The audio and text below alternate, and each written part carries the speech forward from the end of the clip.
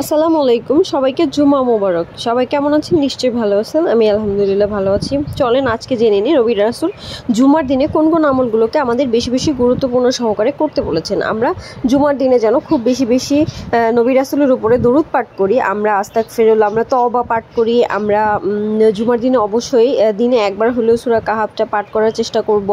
আমরা আমরা চেষ্টা করব যে জুমার নামাজে আজান হওয়ার সাথে সাথেই ছেলেরা মসজিদে যে নামাজ পড়তে, আর মেয়েরা ঘরে বসে নামাজ এবং দোয়া দুরুদ আমলগুলো ঠিকমতো করার জন্য চেষ্টা করব।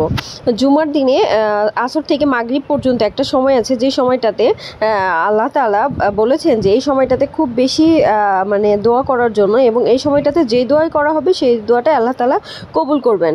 এটা যে কোনো সময়, কিন্তু বেশিরভাগ সময়টাই জোর দেওয়া হয়েছে হচ্ছে আসর থেকে মাগরিব পর্যন্ত। আসর থেকে মাগরিব পর্যন্ত চলেন আমরা সবাই এক মনে একইতে আল্লাহর আমলগুলো করতে থাকি। আর আমরা বেশি বেশি করে নবী রাসূলের উপর দরুদ এবং আমরা তওবা করতে থাকি, যাতে করে আল্লাহ তাআলা আমাদের উপরে খুশি হয়ে যান। তো সবাই ভালো থাকবেন, সুস্থ থাকবেন। আল্লাহ হাফেজ।